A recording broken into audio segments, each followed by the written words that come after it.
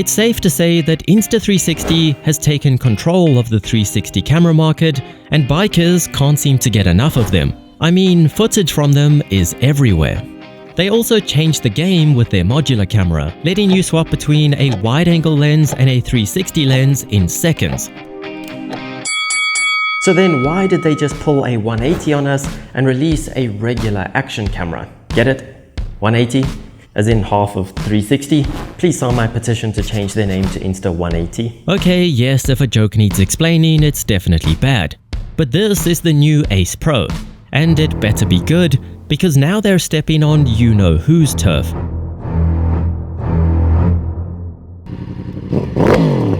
First things first, let's get the boring stuff out of the way. The massive 48 megapixel photos we've come to love are obviously still here. It's got slow motion down, offering a beautiful 120 frames per second in 4K or an even slower 240 FPS in full HD. Fast charging gets it up to 80% in just 22 minutes. It can be used as a dash cam with its loop recording mode, letting you choose whether it saves anything from the last minute of footage all the way up to 30 minutes. And most boringly, this video is sponsored by Insta360, so it's not a review. I repeat, this is not a review, because when people pay me, I tend to like things more. Nevertheless, I'll cover all the awesome new features that I believe will be useful for bikers. I've been working with Insta360 for the last 4 years, and this is the first year that they've ever sponsored me. So that should tell you whether I really like their cameras or not. One lens on the front next to a small display for settings, shutter button on top, big touchscreen on the back, power button, USB port and SD card slot on the left, removable battery on the right. We've seen this before. Because by Insta360's own admission, their competitors make good cameras. So their approach was to match or slightly improve image quality while focusing on making it easier to use with smart features and AI. Because we all hate scrolling through endless settings. They want to make the process from mounting the camera to sharing your clips as seamless as possible. The only physical difference on the Ace Pro is that its giant screen flips out. This makes setting up shots in awkward low angles easier, and you can see your frame when the camera is pointing at you. And speaking of mounting, you might have noticed that it doesn't have any mounting tabs, nor does it have a mounting cage like the Insta360 RS. Instead, it has these holes on the bottom that clip into this adapter. There are magnets inside to help you easily line it up, and then you can use all of your favorite mounts. My favorite part about this system is that then you can just quickly remove the camera to watch your footage without messing with the angle that the camera was mounted at. So when you finish watching your footage, you can just clip it right back to where it was, and it's exactly how you left it. This also makes it quick and easy to swap from being mounted to the bike to attaching it to a cold shoe adapter that's already set up with a mic and is ready to record off the bike shot.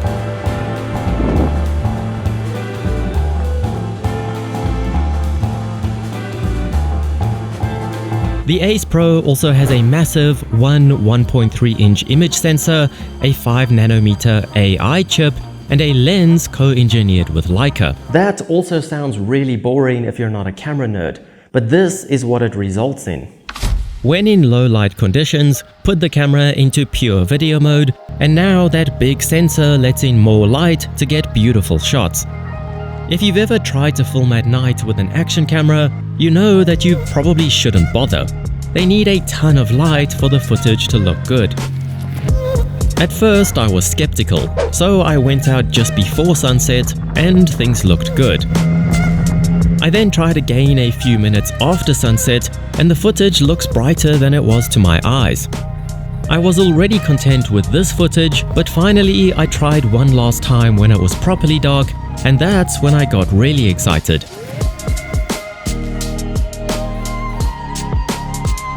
This is what my iPhone 14 sees in comparison, which is known to be pretty good in low light conditions. This is what my GoPro 7 was capturing. Okay, fine, I forgot to charge it like a dumbass, but either way, you've got to admit this is pretty impressive.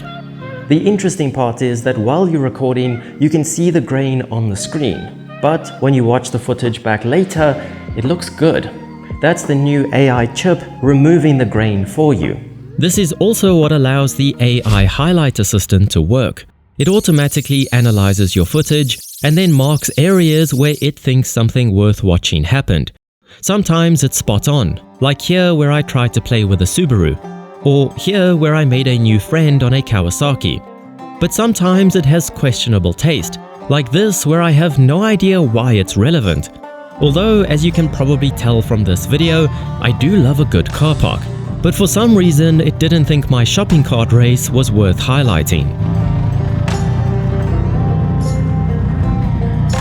In the daytime, the footage looks equally as good.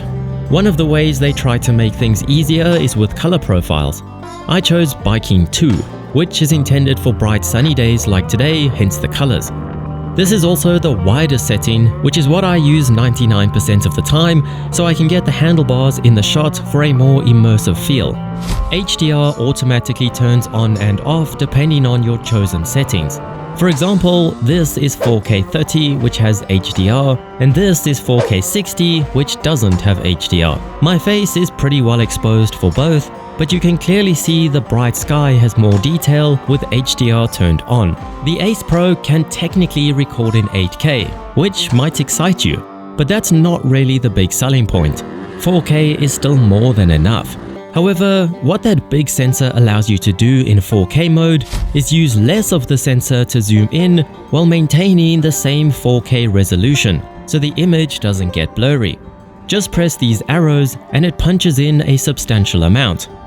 Just don't accidentally bump it while riding like I managed to, because your POV will then look ridiculously zoomed in. I also got these ND filters the day after filming with the Ace Pro. These are basically sunglasses for your camera.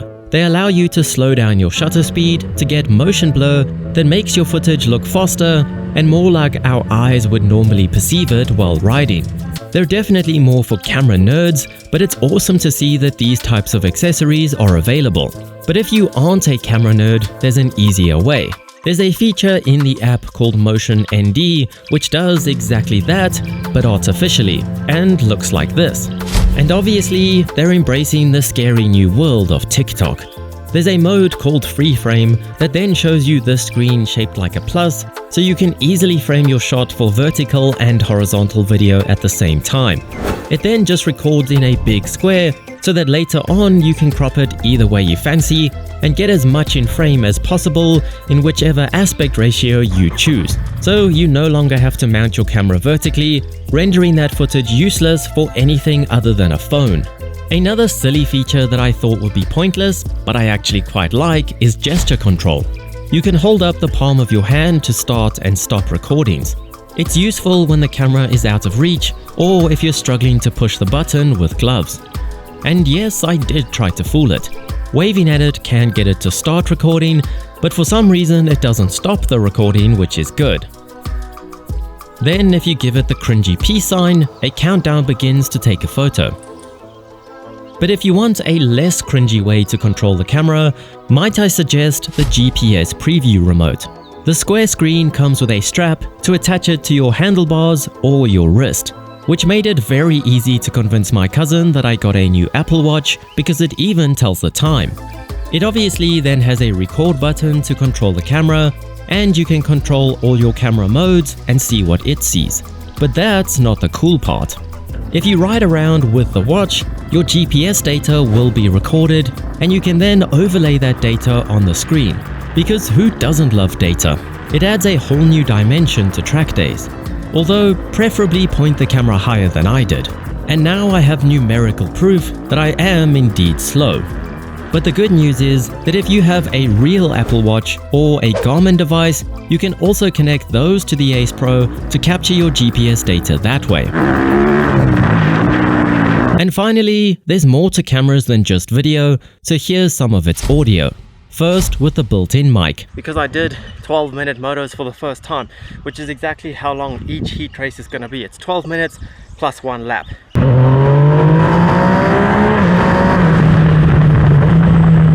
Then with external mics, there's nothing cuter than a bike in the back. There's no better view. I mean, I can't see out my rear view mirror now, but I don't even want to. This is better. In the past, Insta360 has struggled with audio like this, where I have a lapel microphone inside my helmet, and then it has to plug into the camera using one of their microphone adapters. Every time they send a camera, there's a new microphone adapter to go with it, and with every iteration it does get slightly better. So I'm very curious to see how this sounds. But anyway, there you have the new kid on the block. If you do want to purchase one, you can receive a free gift with your camera, like a screen protector or spare battery, if you order through my affiliate link down in the description. Thanks for watching, and I'll see you on the next ride.